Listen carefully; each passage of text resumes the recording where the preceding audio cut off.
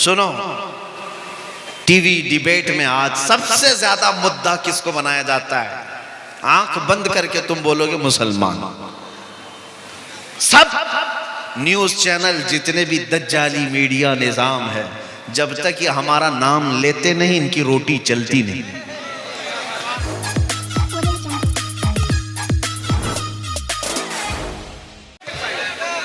अब ठीक आछे ना?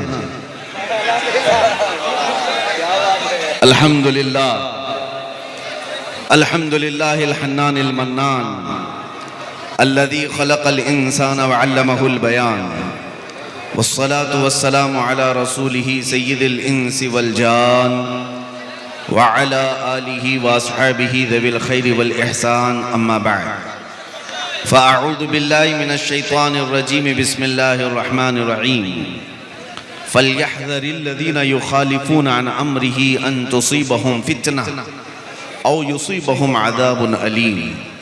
सदक़ल्लाहु मौलाना अज़ीम। बारगाह रिसालत मुआब सल्लल्लाहु अलैहि वसल्लम में दुरूद पाक का हदिया पेश करें। अल्लाहुम्मा सल्लि अला सय्यिदिना व मौलाना मुहम्मदिन मअदनिल जूदि वल करम व आलिहि व अस्हाबिहिल किराम व इब्निहिल करीम व बारिक व सल्लिम सलातन दाइमतन सरमदन अबदा।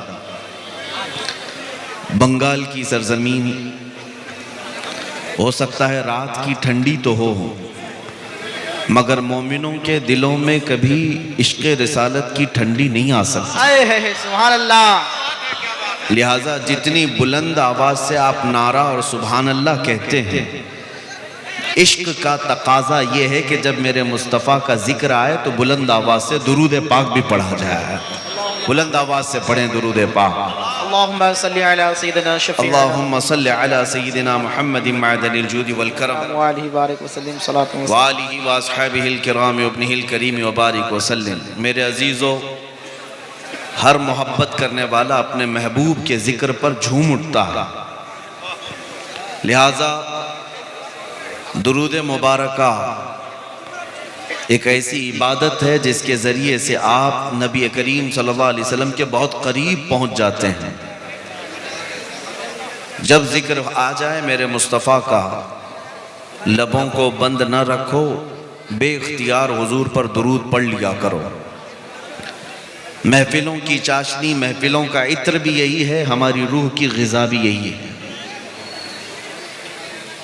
नबी पाक सल्लल्लाहु तआला अलैहि वसल्लम की बारगाह में जिसका जितना क़ुर्ब होगा वो दुरूदों की बरकत से होगा।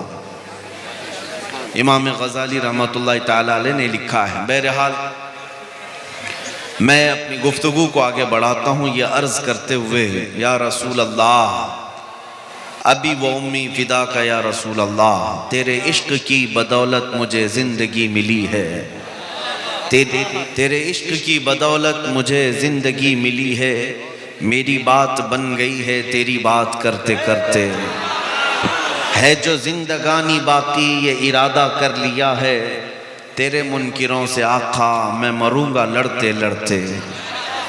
अजीज़ान गिराम वक़ार, हमारी ज़िंदगी का कुल असासा, हमारी ज़िंदगी का कुल सरमाया, हमारी ज़िंदगी का खुलासा और लुब्बे लुबाब हासिल कलाम सिर्फ यही है जिसको आला हज़रत फ़ाज़िल बरेलवी रहमतुल्लाह अलैह ने फरमाया, उन्हें जाना उन्हें माना न रखा गैर से काम। लिल्लाहिल हम्द, मैं दुनिया से मुसलमान गया। और मुर्शिद गिरामी हुज़ूर ताजुश शरिया बदरुत तरीक़ा रहमतुल्लाह तआला अलैह फरमाते हैं, बुल हवस सुन, सीमो ज़र की बंदगी अच्छी नहीं। बुल हवस किसको कहते हैं? ख्वाहिशात का पुजारी, अपने ख्वाहिशात के पीछे भागने वाला। और सीमो ज़र कैसे कहते हैं? सोना और चांदी को। हुज़ूर ताजुल शरिया फरमाते हैं, ए ख्वाहिशात के पीछे भागने वाले, सोने चांदी की गुलामी अच्छी नहीं है। बुल हवस सुन, सीमो ज़र की बंदगी अच्छी नहीं, उनके दर की भीख अच्छी, सरवरी अच्छी नहीं। कुल जिंदगी का खुलासा यही है जो हमें हमारे असलाफ से मिला है। और कुरान ये कहता है, फल्यहज़रिल्लज़ीना युख़ालिफ़ूना अन अम्रिही अन तुसीबहुम फ़ितना। ईमान वालों को ये चाहिए कि रसूल के हुक्म की मुखालफत करने से बचें, वरना क्या होगा, अन तुसीबहुम फितना औ युसीबहुम अज़ाबुन अलीम, या फिर ये होगा कि अगर तुम रसूल के रास्ते को छोड़कर चलोगे फितने में मुब्तला हो जाओगे या दर्दनाक अजाब में गिरफ्तार हो जाओगे। दो चीजें हैं, समझ करके चलो। नबी पाक सल्लल्लाहु ताला अलैहि वसल्लम को अगर छोड़ दिया फितने में मुब्तला होगे या अजाब में गिरफ्तार होगे। मैं एक मिसाल आपको बता देता हूं। जंगे उहद जो हुई थी, जंगे उहद इस्लाम की ये दूसरी बड़ी जंग है। इसमें हुआ ये था कि नबी पाक सल्लल्लाहु अलैहि वसल्लम ने एक ऊंचे टीले पर 50 तीरंदाज सहाबा को खड़ा किया था और उनसे कहा था कि जब तक मैं ना कहूं इस पहाड़ से नीचे मत उतरना, क्योंकि वो लोकेशन ऐसा था कि कुफार और मुशरिकीन सामने आते तो ये 50 तीरंदाज सहाबा तीर मार देते, वो सामने आ ही नहीं पाते थे। तो हुजूर पाक सल्लल्लाहु अलैहि वसल्लम की ये हिकमत थी और उन 50 तीरंदाज सहाबा ने अच्छे अच्छे काफिरों को ऊपर से तीर मारा था। फिर जब जंग जो है मैदान में चल रही थी, कुफार मुशरिकीन शिकस्त खाकर भाग रहे थे, अपना माल सब छोड़कर भाग रहे थे। तो जो नीचे सहाबा थे उन्होंने माले गनीमत जमा करना शुरू किया, जंग खत्म होने को आ गई। अब सुनो, जो 50 तीरंदाज सहाबा ऊपर खड़े थे उन्होंने ये सोचा कि हम भी उतर जाते हैं और माले गनीमत जमा करते हैं, चूंकि जंग खत्म हो गई। उनमें से चंद सहाबा ने कहा नहीं, अल्लाह के रसूल ने फरमाया जब तक मैं ना कहूं उतरना नहीं। लेकिन सहाबा में आपस में यह बात हुई कि नहीं, रसूलुल्लाह के फरमाने का मतलब यह है जब तक जंग खत्म ना हो तब तक मत उतरना। जंग खत्म हो गई, वो कुफार भाग रहे हैं, अब यहां हम खड़े होकर क्या करें। तो 40 के करीब सहाबा उतर गए, यानी कई सहाबा उतरे। अब वो जो मेन लोकेशन तक खाली हो गया तो कुफार और मुशरिकीन की तरफ से खालिद बिन वलीद उस वक्त आए थे, अभी वो ईमान लाए हुए नहीं थे। जब उन्होंने देखा कि ये ऊंचा टीला खाली हो गया है, 200 लश्करियों को पीछे से भगाते हुए लाए और जो ऊपर खड़े थे सहाबा उन सबको शहीद किया। और वापस आकर के जो सहाबा माले गनीमत जमा कर रहे थे सब पर हमला किया और जो भागे हुए काफिर थे वो भी पलट कर आ गए। दोनों के बीच में सहाबा पिस गए, 70 सहाबा की जानें गई उस जंग उहद में। मैं ये बात क्यों अर्ज कर रहा हूं, सुनो। ये वही जंग है जिसमें हजरत अमीर हमजा का सीना चाक करके कलेजा निकाल कर चबाया गया। ये वही जंग है जिसमें हजरत अब्दुल्ला बिन जहश के 80 टुकड़े कर दिए गए थे जिस्म के, और काफिरों ने हार बना करके पहन लिया था उनके टुकड़ों को काट करके। ये वही जंग है जिसमें हजरत अनस बिन नुज़ैर ऐसा पीस दिए गए थे कि एक उंगली के अलावा उनके जिस्म का कोई हिस्सा ही नहीं मिला। ये वही जंग है जिसमें हजरत साद इब्न रबी के जिस्म में 12 नेज़े लगे थे, पेट फट गया था। ये वही जंग है जिसमें खुद रसूलुल्लाह के 2 दांत मुबारक शहीद हुए। इतना बड़ा जो नुकसान हुआ, इतना बड़ा नुकसान हुआ, 70 सहाबा की जानें, बड़े बड़े सहाबा उसमें शहीद हुए। क्यों हुआ? मुफस्सिरीन फरमाते हैं सिर्फ इस बात की वजह से कि अल्लाह के रसूल ने फरमाया था जब तक मैं ना कहूं उतरना नहीं। रसूल पाक सल्लल्लाहु ताला अलैहि वसल्लम के फरमान को जो आप समझ रहे हैं कि हुजूर ने जो फरमाया, सहाबा ने ये नहीं है कि नाफरमानी करनी थी, उनकी खता इज्तिहादी थी, उतर गए, जिसकी वजह से इतना बड़ा नुकसान हुआ। सहाबा ने जानबूझ करके हुजूर की नाफरमानी नहीं की, वो उनका इज्तिहाद था। उन्होंने सोचा कि जंग खत्म होने तक के लिए हुजूर ने फरमाया था जंग खत्म हो गई अब उतर जाएंगे, उसके बावजूद इतना बड़ा नुकसान। मुफस्सिरीन लिखते हैं इस आयत की तफसीर में, ऐ मुसलमानों, जो जानबूझकर रसूलुल्लाह को छोड़ चुका हो, जो आज जानते हुए नबी पाक के अहकाम की खिलाफ वर्जी करता हो, वो तो उहद के मैदान में 70 शहीद हुए थे, आज 70 लाख भी मरे तो क्या फर्क पड़ता है। आज 70 लाख की भी जान जा सकती है। वजह यही है जिसको इकबाल ने 2 जुमलों में बयान कर दिया था। क्या है? उनके जो हम गुलाम थे खल्क के पेशवा रहे हैं। उनके जो हम गुलाम थे खल्क के पेशवा रहे, उनसे फिरे जहां फिरा फिर आई कमी वकार में। उनसे फिरे जहां फिरा फिर आई कमी वकार में। ऐ मेरे अजीजों, जज्बात जोश सब अपनी जगह पर, जब तक तुम मोहब्बत के तकाज़ों के मुताबिक नहीं उतर सकते, हुजूर पाक सल्लल्लाहु तआला अलैहि वसल्लम के लिए अपना सब कुछ कुर्बान करना ज़रूरी है, सिर्फ ज़ुबान से नहीं। अभी मैं पूछूंगा तो सब 2-2 हाथ उठाएंगे कि कौन कौन अपनी गर्दन देने को तैयार है। हर कोई हाथ उठाएगा, लेकिन मैं ये पूछता हूं, जो बंदा हुजूर के लिए जान दे सकता है वो कुछ गुनाह छोड़ क्यों नहीं सकता? अपनी आदतों को बदल क्यों नहीं सकता? और मैंने तो ये भी देखा है, 8 दिन का अगर किसी को इश्क हो जाए किसी लैला से, और मजनू को हमने देखा है वो चेहरा भी बदल लेता है, कपड़े भी बदलता है, हेयर स्टाइल भी बदलता है, घंटों लैला के इंतजार में जाकर के पार्क में इंतजार भी करता है। मजाजी इश्क में जब तू अपने आप को बदल सकता है, जबकि ये भी भरोसा नहीं लैला कितने दिन तेरे साथ रहने वाली है, ये भी भरोसा नहीं, बावजूद उसके अपने आप को बदल सकते हो, तो उस नबी रहमत शहींशाह दो जहां के लिए क्यों नहीं बदला जा सकता, जो हमें एक बार थाम ले तो दुनिया में भी तन्हा नहीं छोड़ता, कब्र में भी नहीं और हशर में भी नहीं, हशर में भी वो तन्हा कभी नहीं छोड़ते। तो उनके लिए क्यों नहीं बदल सकते? उनके लिए क्यों नहीं बदल सकते? इसको ही आला हजरत फरमाते हैं, आज ले उनकी पनाह, आज मदद मांग उनसे, आज ले उनकी पनाह, आज मदद मांग उनसे, कल न मानेंगे कयामत में अगर मान गया। ऐ अजीज साथियों, मुसलमानों, मेरी उम्मत के गयूर नौजवानों, एक हदीस मैं तुम्हारे सामने रखता हूं, सुनो। अल्लाह के रसूल सल्लल्लाहु अलैहि वसल्लम इरशाद फरमाते हैं, ला युमिनु अहदुकुम हत्ता यकून हवाहु तबअन लिमा जितु बिही। तुम में से उस वक्त तक कोई मोमिन नहीं हो सकता जब तक वो अपनी ख्वाहिशात को मेरी मर्जी के मुताबिक न बनाए।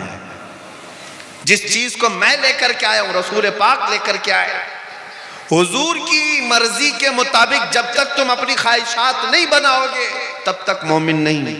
ये कहना आज से छोड़ दो कि मेरी मर्जी मैं जैसा चाहूंगा जीऊंगा, नहीं, ये कहना छोड़ दो, ये हमारी लाइफ है, हमें एंजॉय करने दो।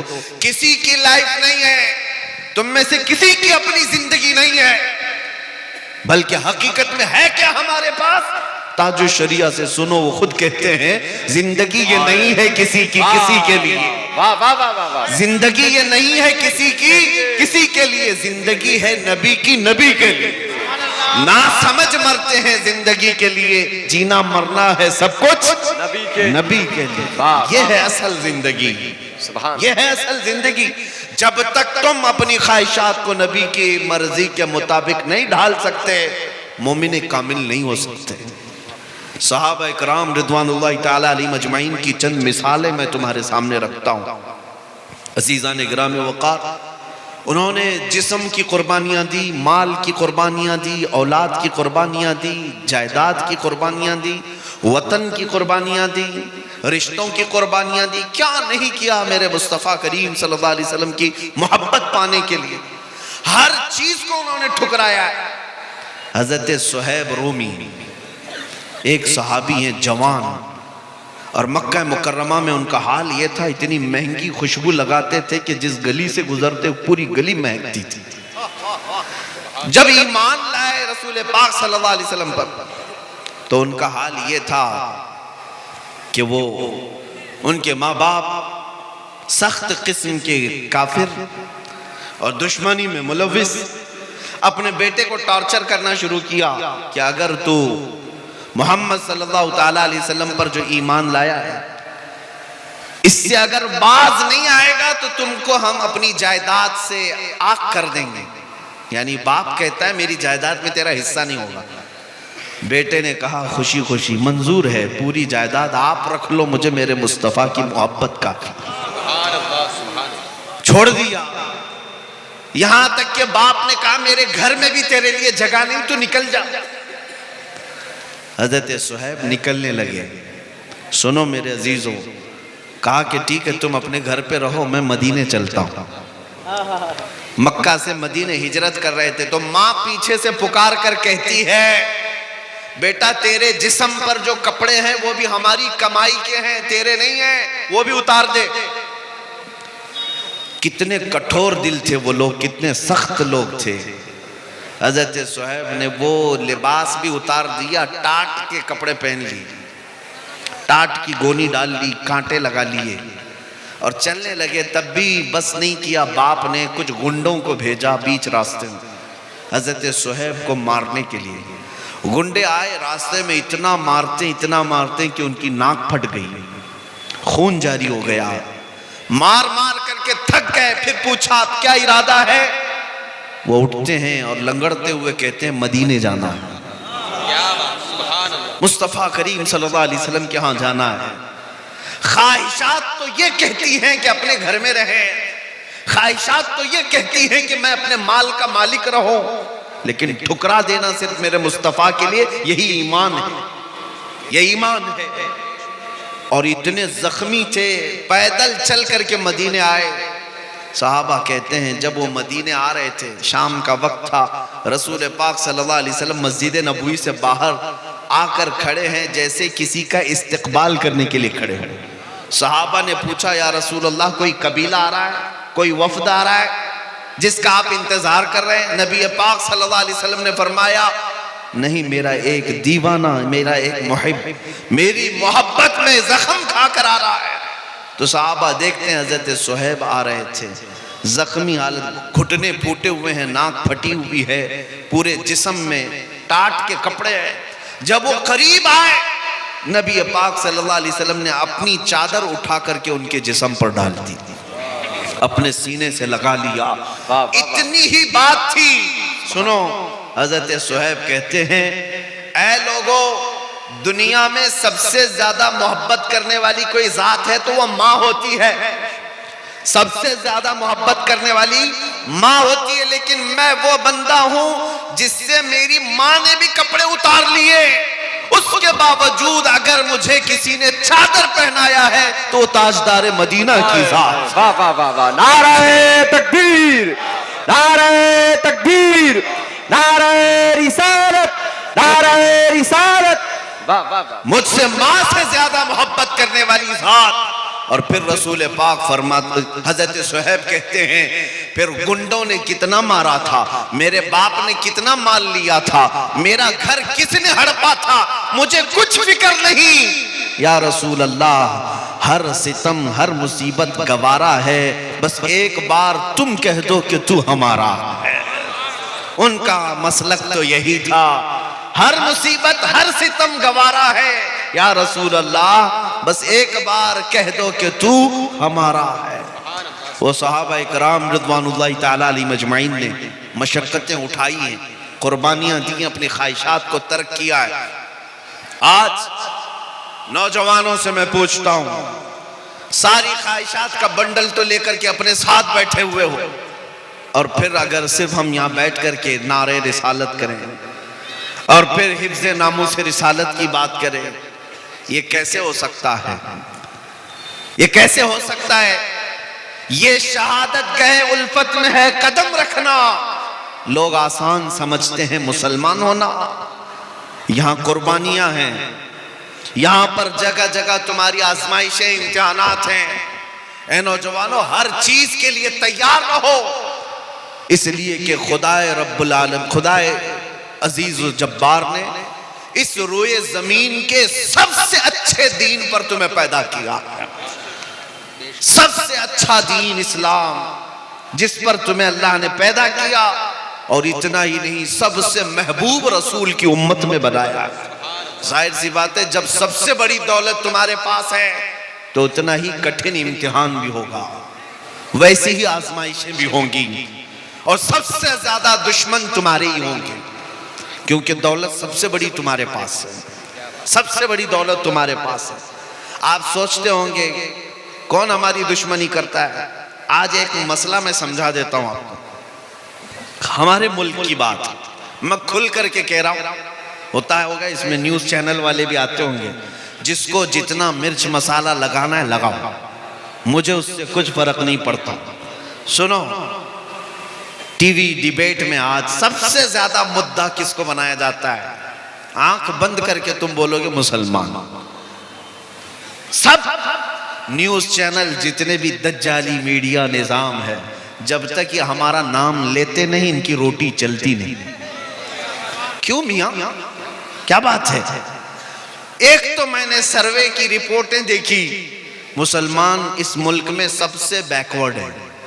इनके पास माल की कमी है, इनके पास एजुकेशन की कमी है, इनके पास सियासत नहीं, इनके पास क़यादत नहीं, इनके पास डिपार्टमेंट में लोग नहीं, इनके नेता नहीं। सब रिपोर्ट में हमने देखा, यहां तक के कई रिपोर्टें ये बताती हैं कि दलित समाज से भी नीचे आ गए मुसलमान कुछ मामलात में। इतनी बिछड़ी हुई कौम है अगर, और वो भी पूरे मुल्क में 14% है। इतनी बिछड़ी हुई कौम जिनका ढंग का एक नेता ना हो, इल्ला माशाअल्लाह, और कोई ताकत नहीं, कोई कुव्वत नहीं। फिर मैं ये पूछता हूं, सबसे ज्यादा डिस्कशन इस कौम पे क्यों होता है? जो सबसे कमजोर है, अगर सबसे ज्यादा बिछड़ी हुई है, तो फिर मुद्दा हर टीवी चैनल का यही क्यों है? सुबह से शाम तक खोलो यही, बुर्का, अजान, दाढ़ी, टोपी, नमाज, मुसल्ला, मस्जिद, इसके अलावा क्या है? सब कुल मिलाकर के न्यूज का हासिल सिर्फ मुसलमान, सिर्फ मुसलमान। मैं बहुत दिनों तक ये सोचता रहा, जब इस कौम के पास कुछ है ही नहीं, तो ये न्यूज चैनल में इतनी ज्यादा क्यों हाहाकार मची हुई हमारे नाम से। फिर इकबाल की बात याद आई, कुछ बात तो है, कुछ बात तो है कि मिटती नहीं हस्ती हमारी, सदियों रहा है दुश्मन दौरे ज़मां हमारा। कोई बात तो है जिसकी वजह से बहुत ज्यादा तुम टारगेट पर हो, बहुत ज्यादा निशाने पर हो। वो क्या बात है? दुनिया को पता है, शायद तुम्हें पता ना हो। दुनिया जानती है, शायद तुम नहीं जानते। हाँ, मैं मानता हूं तुम्हारे पास सियासत की कमी है, एजुकेशन की कमी है, क़यादत मफकूद है, माल दौलत में कम हो, असर और रुसूख में कम हो, मैं मानता हूं। लेकिन दुनिया को पता है ये सब कुछ इनके पास नहीं। लेकिन एक दौलत इनके पास ऐसी है कि जिस दिन वो बेदार हुई, दुनिया का जागना हराम कर कर रखेंगे। वो दौलत का नाम है इश्क़ मुस्तफा, जिसको इकबाल ने कहा था। यूरोप आज भी ये कहता है, ये फाका कश मौत से डरता नहीं, जरा रूहे मोहम्मदी इसके बदन से निकाल दो। दुनिया इसी बात की दुश्मन है कि सब लुट गया है, लेकिन नामे मोहम्मद पर मरने का जज्बा अभी तक लुटा नहीं है।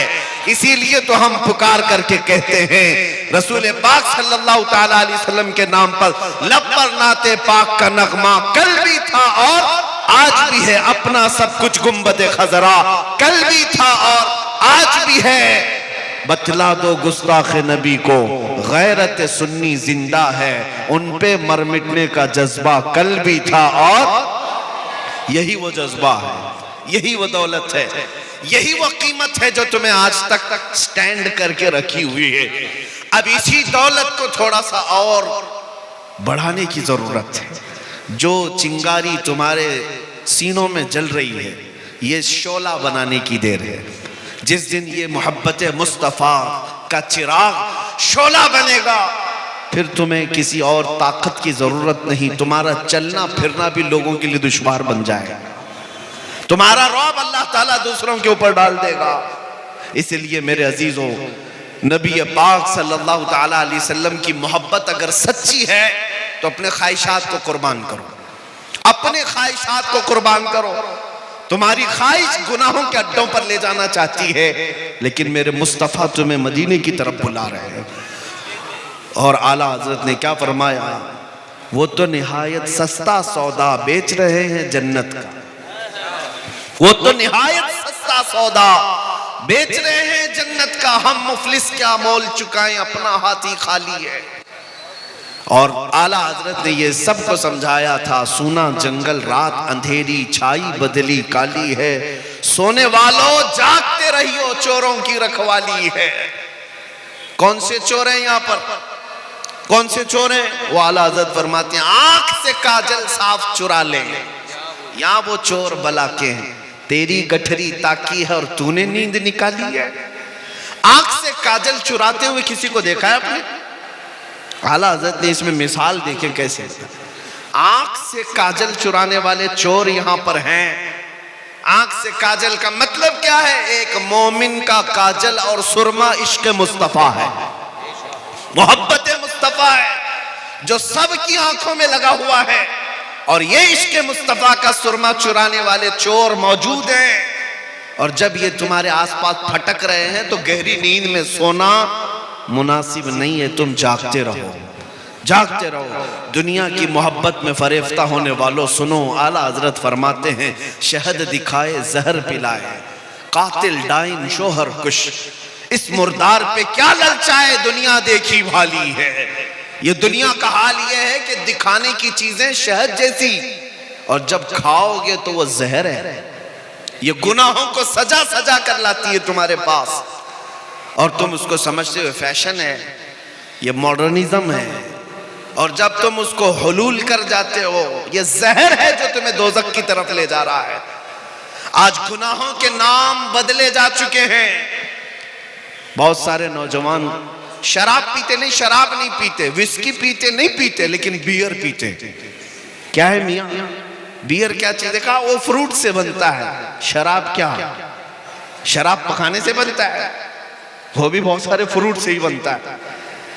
लोगों को जहन बदलने के लिए नाम बदले गए।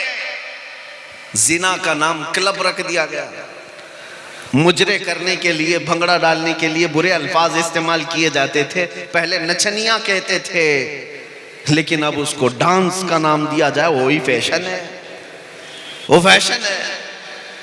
जुआ खेलने वाले होते थे, उनसे दुनिया बचती थी, लेकिन अब जुएबाज, सट्टेबाज, दुनिया के बड़े बड़े करोड़पति बैटिंग करते हैं। हम क्या काम है? क्रिकेट, फुटबॉल में बैटिंग करना। जुएबाज, गैम्बलर, ये वो लोग हैं जिनके मुतालिक रसूल पाक सल्लल्लाहु ताला अलैहि वसल्लम की अहादीस में सख्त तरीन मजम्मत आई है। सूद खाने वाले, आप ब्याज कहते रहे होंगे, लेकिन अब दुनिया उसको इंटरेस्ट के नाम से, नया लफ्ज फाइनेंस के नाम से खिलाती है। सूद का एक लुकमा खाने वाला, मेरे मुस्तफा फरमाते हैं, खाने काबा के सामने अपनी मां से जिना करने के बराबर। मुसलमानों को इन तमाम चीजों में लाकर डाल दिया गया है।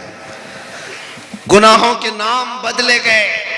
इसीलिए एक ही बात मैं कह रहा हूं, तवज्जो से सुने, जब तक तुम अपनी ख्वाहिशात को हुजूर की मर्जी के मुताबिक नहीं बनाओगे, ये दुनिया कदम कदम पर तुम्हें जहर पिलाती रहेगी, जहर पिलाती रहेगी। आपको क्या क्या नाम दे दिए गए।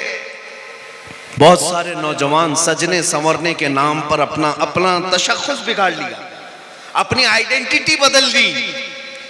तुम्हारी दाढ़ियां तो गटर में बह रही हैं, तुम्हारी टोपियां तो छुपी हुई हैं, शर्म आती है। उन दूसरों को देखो, चोटी रखने में शर्म नहीं आती, बालियां पहनने में शर्म नहीं आती, चूड़ियां पहनने में शर्म नहीं आती। नौजवानों की बात कर रहा, कपड़े फाड़ करके पहनने में शर्म नहीं आती, लेकिन मुस्तफ़ा करीम के अखलाक पर अमल करने में शर्म आती है। इंसाफ करो, फिर कौन से मुसलमान हो। जब तक तुम अपने आप को न बदलोगे, ये हालात नहीं बदलने वाले। कुरान कहता है इन्नल्लाह ला युगय्यिरु मा बिकौमिन हत्ता युगय्यिरु मा बिअनफुसिहिम, बेशक अल्लाह ताला उस वक्त तक किसी कौम की हालत को नहीं बदलता जब तक वो कौम खुद अपनी हालत नहीं बदलती। आज बदलने का वक्त है। शायर ने सच कहा है, जगह जगह के थक चुके हैं तुम्हें यह हंगामे, नशाते लज्जते ख्वाबे गिरां बदल डालो। गलत रवि से मनाजिल का बहुत बढ़ता है, मुसाफिरों रविश कारवां बदल डालो। मैं आया हूं सिर्फ यहाँ पर इस बात के लिए कि तुम्हारे घरों में हर पैदा होने वाला बच्चा मेरे मुस्तफ़ा का सिपाही बन करके निकले। नबी पाक सल्लल्लाहु ताला अलैहि वसल्लम की इज्जत पर पहरा देने वाला बनकर निकले। इतने बड़े अजीम काम के लिए उठने वाला एक बच्चा, जाहिर सी बात है उसे अंदर से और बाहर से पूरा पाक होना होगा, उसकी तरबियत पर पूरी तवज्जो देनी होगी। यहाँ पर जितने हाजिरीन आए सबसे मैं कहता हूँ, अगर अल्लाह ने एक बेटा दिया है तो मेरे मुस्तफा के नाम पे पालो, उसकी तरबियत करो नामे मोहम्मद लेकर के, और उसे यूं सिखाओ मैं सो जाऊं या मुस्तफा कहते कहते, खुले आंख मेरी सल्ले अला कहते कहते। जब वो जवान हो जाए फिर देखना दुनिया उसके सामने उंगली उठाने की भी हिम्मत नहीं रख सकती। आज तुमने अपने बच्चों को आवारा कर रखा है, इनको किसी और के गोद के हवाले कर दिया है, इनको तुम ऐरे गैरे के तरबियत में डाल रखे हो। सिर्फ इतनी बात मैं कहने आया हूं, तुम्हारा हर बच्चा मेरे मुस्तफा का सिपाही होना चाहिए, नबी पाक सल्लल्लाहु ताला अलैहि वसल्लम की मोहब्बत में उसकी परवरिश होनी चाहिए। एक माँ का जज्बा देकर मैं अपनी गुफ्तगू को समेटता हूं। तवज्जो, मदीने की खातून है, मदीने की खातून है। जंगे उहद में एक नौजवान शहीद हो गया, जंग में एक नौजवान शहीद हो गया। लोगों ने आकर के उसकी माँ को बताया तुम्हारा बेटा शहीद हो गया, अकलौता बेटा था। अगर हमारी औरतों का कोई एक जवान बेटा दुनिया से चला जाए, पता नहीं वो आसमान सर पर उठा ले, मातम करने लगे, चेहरा नोचने लगे, बाल खोलने लगे।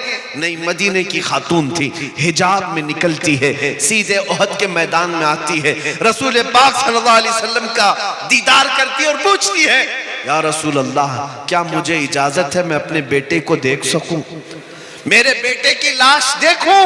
नबी पाक सल्लल्लाहु अलैहि वसल्लम ने फरमाया हाँ, तेरा बेटा शहीद हो गया, अल्लाह उसको बुलंद मकाम दे, जा तू देख सकती है। सुनो ए मुसलमानों, वो खातून आई अपने बेटे को ढूंढते हुए, मैदान में पड़ी हुई एक लाश है, जवान बेटे की लाश। जब माँ देखे तो कलेजा फट जाना चाहिए, लेकिन कमाल है वो मदीने की खातून, सलाम हो उनकी अजमतों और कुर्बानियों पर, अपने बेटे की लाश के करीब आई, जिस्म से जुब्बा हटाया, जिस्म से जुब्बा हटाया और पलटा, पीठ पर हाथ फेरती रही, सीने पर हाथ फेरती रही, फिर जुब्बा सीधा किया, मुस्कुराई और सजदे में गिर गई, सजदे में गिर गई, शुक्र अदा करने लगी।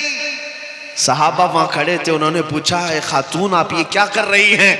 सुनो मदीने की खातून क्या कहती हैं, कहती हैं बात दरअसल ये है, मेरे इस जवान बेटे की मैंने शुरू से परवरिश इसी नाम पे की थी कि कभी इसकी जवानी काम आए तो मेरे मुस्तफा के काम आए, मेरे नबी पाक की इज्जत के लिए काम आए। फिर जब उहद की लड़ाई का ऐलान हुआ, मैंने अपने बेटे को सजा सवार करके अपने घर से रुखसत किया था। जब मेरा बेटा कल घर से मुझसे रुखसती ले रहा था, मैंने उसको नसीहत के तौर पर एक लफ्ज कहा था, बेटा अगर जंग में सख्तियां आ गई, अगर दुश्मनों की तरफ से बहुत ज्यादा वार होने लगे, तुझे मैं कसम देती हूँ नबी पाक को छोड़कर भागना मत मैदान से, कभी पीठ पीछा करके भागना मत, और अगर तू मैदान से भागते हुए मारा गया, भागते हुए मारा गया, माँ कहती है मैं अपना दूध माफ नहीं करूंगी, मैं अपना दूध माफ नहीं करूंगी। बच्चों की तरबियत इस नाम पर मदीने की खवातीन करती थी, मैं अपना दूध नहीं माफ करूंगी। ये खातून कहती है मुझे फिर जब पता चला मेरा बेटा शहीद हो गया, मैं दौड़ती हुई आई देखने के लिए, और मैंने इसका जुब्बा उठाकर जो पीठ पर देखा, यही देखा कि कहीं ये भागते हुए पीठ पीछे से तो नहीं मारा गया, काफिर होने से पीछे से वार करके तो नहीं मारा, ये भागता हुआ तो नहीं मारा गया। मैंने देखा मेरे बेटे की पीठ पर एक भी तीर का निशान नहीं है, जितने निशान है सब इसने सीने पर लिया है। इसी बात पर मैं अल्लाह का शुक्र अदा करते हुए सजदा रेज़ हुई। वो कैसी खवातीन थी, अपना लाल और अपना जिगर दे भी दिया, लेकिन ये देखा कि मेरे मुस्तफा की खिदमत में पूरा उतरा भी है या नहीं उतरा। मेरे अजीजों, बच्चों की तरबियत मदीने वाले यूं किया करते थे, इसलिए मदीना छोटा जरूर था, लेकिन कैसर और किसरा की फौजें भी मदीने के नाम से थरथराती थी, खौफ से डरती थी। क्यों? मदीने तैयबा में पलने वाले छोटे बच्चे भी बड़े बड़े बादशाहों को आंख दिखाने के काबिल थे, उनकी परवरिशें थी इस तरह। ऐ अजीज कौम के गयूर नौजवानों, आज मैं इतना मैसेज देकर के जाता हूं, आज के जो हालात बिगड़ते जा रहे हैं उसकी वजह यही है। जाहिर सी बात है, जब तुम सोने लग जाओगे तो कुत्ते राज करना शुरू कर देंगे। तुम्हारा चलना फिरना जारी रहेगा तो कुत्ते अपनी अपनी जगहों पर जाएंगे। आज ये तमाम हालात के बदलने की वजह यही है, हमने अपने हाथों अपनी बहुत सारी खराबियां की हैं, अपने हाथों अपनी बर्बादियां शुरू की हैं। इन्हें कौन समझाए नौजवानों को कि तुम्हारा दीन कितना पाकीज़ा है, कितना खूबसूरत है, इससे बेहतर इज्जत तुम्हें कहीं नहीं मिल सकती। मुस्तफा करीम के कदमों में जो इज्जत है वो फरिश्ते भी उसकी इज्जत करते हैं। लेकिन तुम कहां ढूंढने निकले? बॉलीवुड में, हॉलीवुड में, और तुम सीरियल्स में, टीवी चैनल्स में देखने पर चल पड़े। जब कौम अपना तशख्खुस और अपनी आइडेंटिटी छोड़ देती है तो वो लोगों की ठोकरों पर आ जाती है। हमारी अपनी रिवायात बरकरार रखना हमें जरूरी है। आ जाओ मेरे मुस्तफा के अखलाक पर। आज जो हालात बदले हैं, सिर्फ थोड़ी बेदारी की जरूरत है। मुझे पता है उन पाखंडियों की कोई हैसियत ही नहीं जो अपने गुफे में बैठकर भौंक तो सकते हैं, लेकिन कभी किसी मोहम्मद अरबी के शेर का मुकाबला कर ही नहीं सकते। इतनी बात तय है, याद से नहीं तारीख से साबित है। नबी पाक सल्लल्लाहु ताला अलैहि वसल्लम की निस्बत जिस गुलाम से है, कुत्ते उसका मुकाबला नहीं करते। और ये बात भी मैं बता दूं, हाहू बहुत हो रहा होगा, दुनिया वाले बहुत कुछ बड़े बड़े बुलंद बांग दावे कर रहे होंगे, लेकिन इतनी बात जरूर है, बहुत सारे कीड़ों की आवाज से और कुत्तों की आवाज से इनकलाब नहीं आता। एक शेर भी अगर दहाड़े तो पूरे मैदान में इनकलाब आता है। बड़ी बड़ी उन आवाजों की तरफ हमें तवज्जो करने की जरूरत नहीं। हमने देखा है आज एहसास सिर्फ इस बात का हो रहा है कि हमें छेड़ने वाले लोग खुले आम आजाद हो गए, वरना इतनी मजाल नहीं थी कि मेरे नबी तक उंगली पहुंच जाए, कुरान तक पहुंच जाए, इस्लाम तक पहुंच जाए। होना तो कुछ नहीं, ना हुजूर की शान में एक नुक्ता फर्क आ सकता है, ना कलामे खुदा कुरान मुकद्दस का एक नुक्ता बदला जा सकता है, कुछ नहीं होगा। लेकिन शर्म की बात यह है कि हमारी जिंदगी में उन तक हाथ कैसे गया, इस बात का अफसोस है। बाकी कुरान के मिटाए जाने का या रसूल पाक की इज्जत का सवाल ही नहीं बनता, क्योंकि आला हजरत ने फरमाया तू घटाए से किसी के न घटा है न घटेगा। या रसूल अल्लाह, जब बढ़ाए तुझे अल्लाह ताला तेरा, मिट गए मिटते हैं मिट जाएंगे, आधा तेरे न मिटा है न मिटेगा कभी, चर्चा तेरा रहेगा यूं ही उनका चर्चा रहेगा। बड़े खाक हो जाएं जल जाने वाले, नबी पाक सल्लल्लाहु ताला अलैहि वसल्लम की इज्जत पर कोई आंच नहीं आ सकती, कुरान पाक का एक नुक्ता नहीं बदल सकता। हमने अपनी जिंदगी में भी नहीं देखा वो राफजी कुत्ता जो दीन बदलने निकला, इस्लाम बदलने निकला, कुरान को बदलने निकला।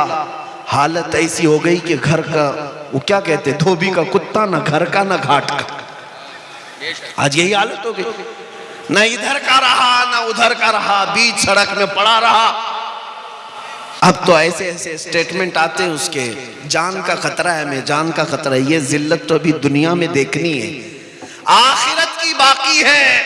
सच फरमाया इमाम इश्क व मोहब्बत ने, या रसूल अल्लाह, जो तेरे दर से यार फिरते हैं, दर बदर यूं ही खार फिरते हैं, दर बदर यूं ही खार फिरते हैं। जो हुजूर पाक को छोड़ता है वो जिल्लतों का शिकार होता ही है। होना कुछ नहीं है, जो जो हुजूर की तरफ उंगली उठाते रहे वो सब कीड़े फना हो जाएंगे, सब कीड़े फना हो जाएंगे, बरसाती मौसम के कीड़े।